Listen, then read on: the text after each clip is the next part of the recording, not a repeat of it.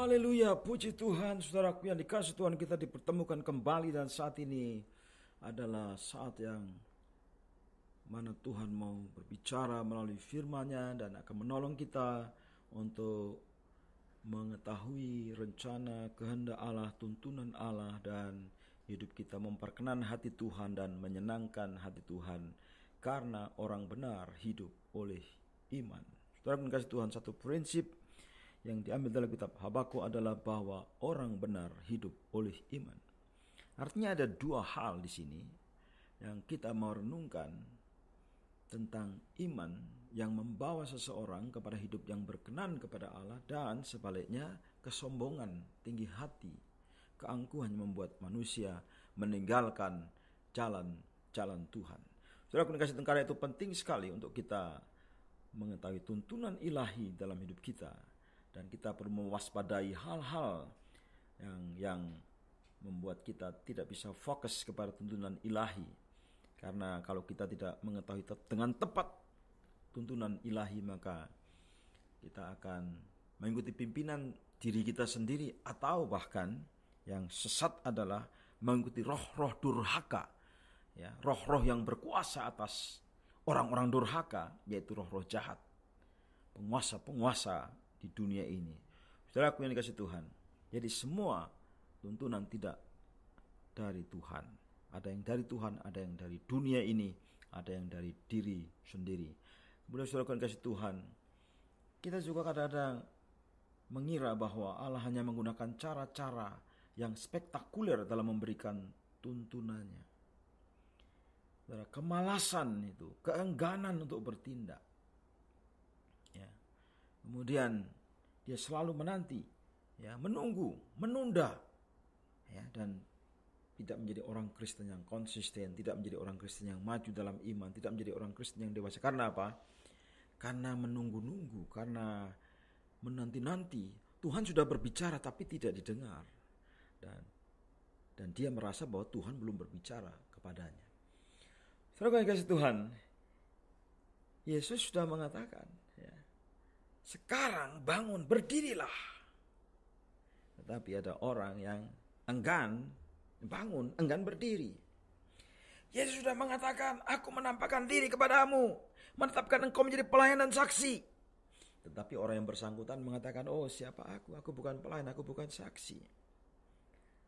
Nanti kita akan melihat tuntunan ilahi yang mengarahkan hidup kita kepada kehidupan yang semakin sempurna. Saudara yang dikasihi Tuhan, kalau Tuhan sudah berbicara, kalau Tuhan sudah menyatakan kepada saudara, mari kita mengikuti pimpinannya.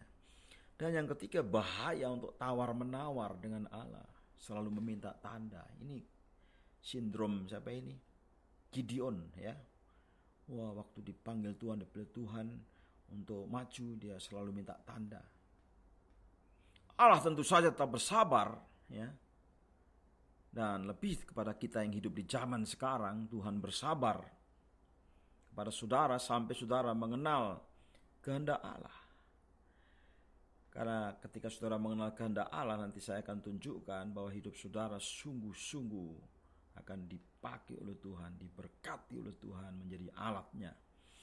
Dan kadangkala kita juga lebih menghargai perasaan kita, ya, penglihatan kita yang sifatnya apa? Lahiriah ini. Jadi kita lebih menghargai suara hati nurani kita, ya, penglihatan kita, kesan-kesan di atas firman Allah. Nah, ini berbahaya sekali karena kehendak Tuhan sudah dinyatakan dalam firman-Nya dengan jelas. Seorang pendeta namanya John Wesley, pendeta abad-abad yang lampau, dia memperingatkan jangan terburu-buru mempercayai hal-hal yang spektakuler. Jangan terlalu mudah percaya bahwa mimpi-mimpi, suara-suara, kesan-kesan, penglihatan-penglihatan semua berasal dari Allah. Mungkin ada beberapa yang berasal dari Allah, namun ada beberapa yang berasal dari kedagingan kita. Ada beberapa yang berasal dari si jahat. Karena itu jangan percaya kepada setiap roh. Dan Rasul Paulus juga menegaskan, ujilah setiap roh, apakah mereka berasal daripada Allah atau bukan. Dan saudara, ada orang yang salah mengerti keadaan dalam hubungannya dengan menerima tuntunan ilahi. Seorang penulis pernah mengatakan bahwa paling tidak ada 4 cara. Misalnya Allah sedang menguji saya, atau saya sedang dihukum karena ketidaktaatan saya. Si iblis sedang mengejar saya sedang menderita karena kebenaran. Saudara, ini salah mengerti dalam hubungan dengan menerima tuntunan ilahi. Keadaan-keadaan yang dapat disalah mengerti. Saudara, perhatikan, baik-baik dengar suara Tuhan. Kenali bahayanya. Jadi saudara harus bisa membedakan, ini tuntunan ilahi atau ini alasan. Ini tuntunan ilahi atau saya sedang mencari dalih dan sebagainya. Dan yang lebih berbahaya lagi adalah kalau sudah dituntun tapi diabaikan. Mengabaikan pentingnya tuntunan ilahi, ini bahaya yang terbesar dari semuanya. Karena inilah bahaya yang paling terselubung dari semua halangannya. Sampai titik di mana mereka merasa tidak perlu untuk mendengar suara Allah. Ini bahaya sekali. Ini disebut dengan mengeraskan hati. Ini disebut dengan tegar tengkok. Ini disebut dengan keras kepala. Inilah dosa bersungut-sungut bangsa Israel tidak bisa bersyukur karena apa? Mengabaikan tuntunan ilahi. Mereka tidak mau menerima disiplin Tuhan. Mereka tidak mau melewati proses yang daripada Tuhan. Akhirnya 600 orang yang binasa di padang gurun. Saudara-saudaraku yang dikasihi Tuhan, saya akan bagikan kunci untuk mengalami tuntunan Tuhan di hari ini. Yang pertama, percayalah kepada Tuhan dengan segenap hatimu.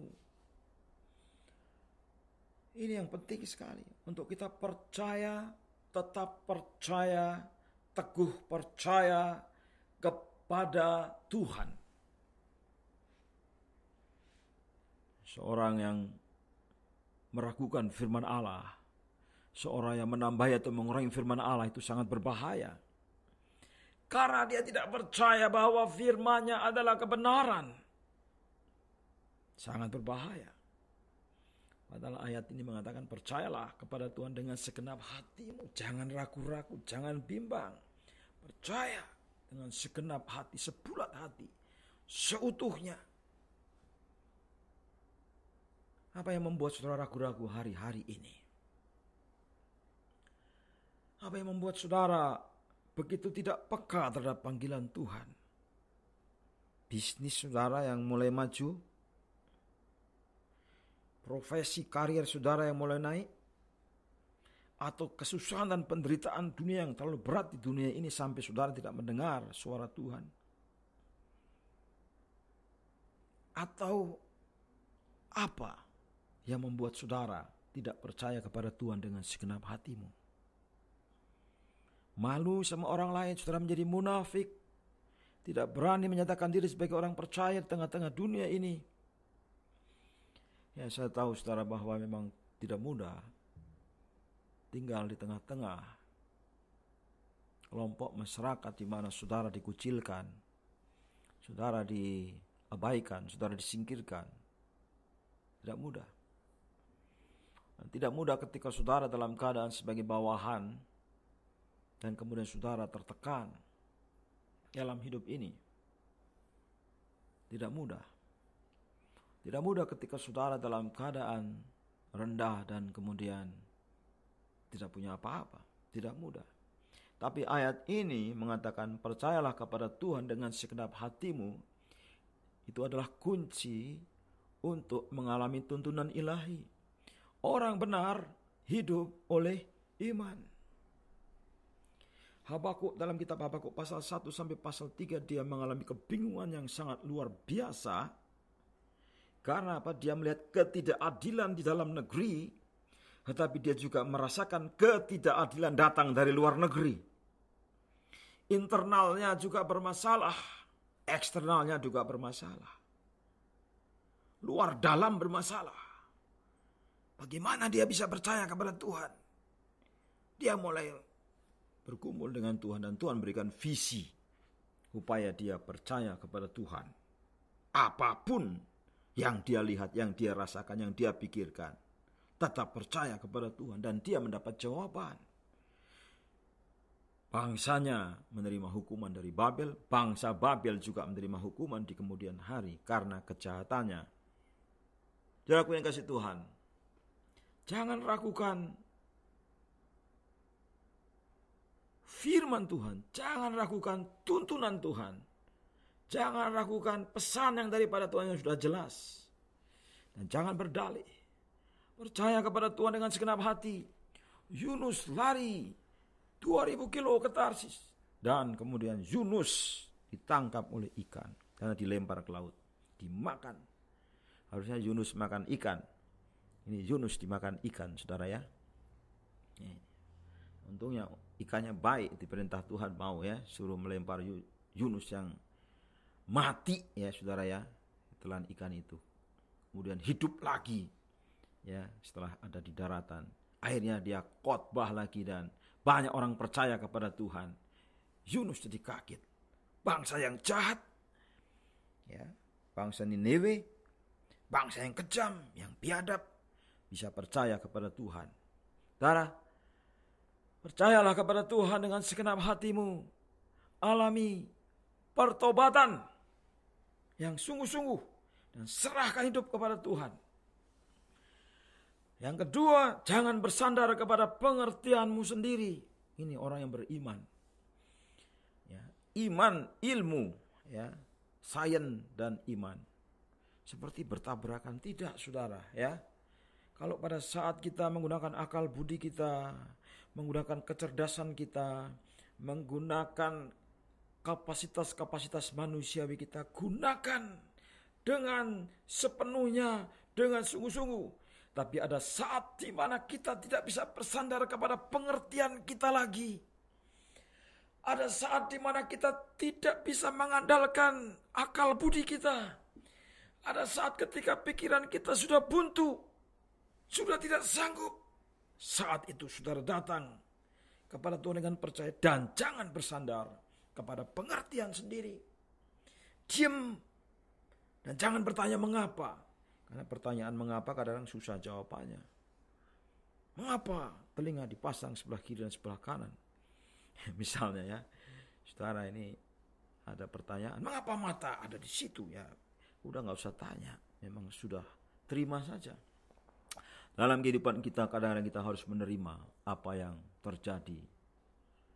Ya, apa yang sudah terjadi, terjadilah. Apa yang sedang terjadi, terjadilah. Sudah terjadi. Ya. Jadi kadang-kadang kita sudah nggak habis pikir. Kita sudah habis pikir, bagaimana ini? Firman Tuhan mengatakan, stop. Jangan bersandar lagi pada pengertian sendiri. Lalu next, langkah selanjutnya adalah apa? Akuilah dia dalam segala lakumu. Wah, ini penting sekali saudara. Jadi Tuhan itu menuntun kita. Ya. Tuhan itu memimpin kita. Yes, kita bersyukur. Tuhan itu mengarahkan kita, kita bersyukur. Dalam perjanjian lama, umat Tuhan disebut dengan umat perjanjian. Covenant, umat perjanjian. Apa artinya? Umat perjanjian adalah umat miliknya Tuhan, umat kesayangannya Tuhan. Imamat yang rajani, kepunyaan Allah sendiri, dikasihi Tuhan. Tetapi juga ada syaratnya supaya mereka tetap dalam rancangan Tuhan. Yaitu apa? Mengakui dia dalam segala laku. Artinya apa? Taat, taat, taat. Taat, taat, taat sepanjang jalan. Tidak berbelok ke kiri ke kanan. Taat, taat dan taat. Akuilah dia dalam segala lakumu. Dan ia berjanji akan meluruskan jalanmu. Kecenderungan manusia bisa bengkok-bengkok, Tuhan bisa meluruskan. Izinkan Tuhan ya, meluruskan hidupmu. Izinkan Tuhan memimpin hidupmu, mengarahkan hidupmu. Maka masa depanmu tidak suram. Masa depanmu akan menjadi terang benderang. Banyak anak-anak muda yang ditanya, ketakutan apa yang mereka miliki? Salah satunya ketakutan akan masa depan. Mereka takut gagal. Mereka takut kalau susah hidupnya. Mereka takut kalau nggak punya jodoh. Tapi saat ini percaya kepada Tuhan. Tuhan akan membawa kita ke tempat-tempat yang Tuhan mau. Dan kita dituntun, dipimpin, dan dibawa ke dalam rencana yang penuh dengan berkat. Saudara, kita dinasihati melalui firman Tuhan itu supaya percaya kepada Tuhan dengan segenap hati kita. Hal ini berbicara tentang penyerahan penuh. Percaya berarti kita mengizinkan seseorang untuk mewakili kita tanpa khawatir orang tersebut menyalahgunakan kepercayaan kita.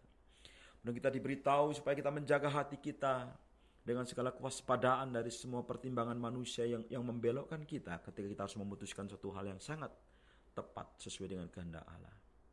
Jangan bersandar pada pengertian sendiri, kata Amsal tadi, saudara. Akuilah Allah dalam keseharianmu. Temukan dalam bahasa Ibrani kata yang terjemahkan dengan akuilah. Terjemahkan tempat mana dalam Alkitab yaitu tahu. Ya, akuilah, yada, tahu, kenalah. Kenalah Tuhan. Firman Tuhan mengatakan bahwa seluruh bumi akan penuh dengan pengetahuan akan kemuliaan Allah. Kenalah Tuhan Allah. Karena pengenalan akan Tuhan itu kehendak Tuhan dan itu bisa terjadi kapan saja kepada siapa saja. Tuhan mengasihi manusia, dia ingin dikenal. Dan kita yang sudah mengenal, akuilah dia. Ini saudara, artinya selamat datang ke dalam pembelajaran ini.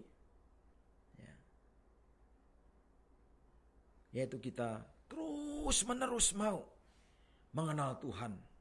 Dan kita tidak menyerah dengan keadaan. Pengenalan akan Tuhan.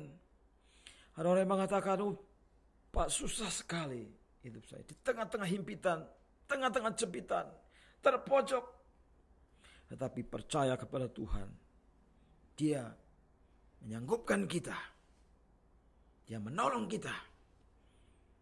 Dan dia akan melepaskan kita dari kesulitan-kesulitan. Saudaraku yang kasih Tuhan. Bagaimana selanjutnya kita bisa tetap tinggal dalam penyerahan yang total itu? Itu tidak ada jalan yang lain. Dalam pengakuan yang total akan siapa Allah dalam keseharian kita. Kecuali kita masuk ke ruang doa. Di mana kita tutup pintu dan kunci. Kita berjumpa dengan Sang Pencipta setiap hari. Dan saudara, kita serahkan hidup kita di sana. Dan Tuhan akan menyingkapkan segala perkara. Seperti dalam kisahnya Habakuk, akhirnya Tuhan berikan visi kepada Habakuk. Karena dia sudah berserah total. Dan Habakuk bisa memuji Tuhan. Sekalipun pohon ara tidak berbunga. Sekalipun pohon zaitun mengecewakan. Sekalipun ladang-ladang tidak menghasilkan bahan makanan. Kambing domba terhalu dari kurungan dan tidak ada lembu sapi dalam kandang. Namun aku akan bersorak-sorak dalam Tuhan, beria-ria dalam Allah yang menyelamatkan aku, yang menolong aku. Allah Tuhanku itu kekuatanku, yang membuat kakiku seperti kaki rusa, yang membiarkan aku berjejak di bukit-bukitku. Saudaraku yang kasih Tuhan, mari serahkanlah tuntunan Tuhan yang luar biasa, dan kita akan hidup dalam kemenangan yang Tuhan telah janjikan. Tuhan menciptakan kita menjadi ciptaan baru, supaya kita hidup di dalam rencana Allah untuk melakukan perbuatan besar, perbuatan baik yang telah ditetapkan Allah sebelumnya. Tuhan Yesus memberkati saudara dan melindungi saudara. Tuhan Yesus menyinari saudara dengan wajahnya, memberi saudara kasih karunia, dan Tuhan Yesus mengadakan wajahnya kepadamu dan memberi engkau damai sejahtera. Kiranya Tuhan memberikan kepada saudara tuntunan yang real dan nyata hari ini juga. Dan saya percaya saudara sungguh diberkati Dalam nama Tuhan Yesus Kristus. Amin.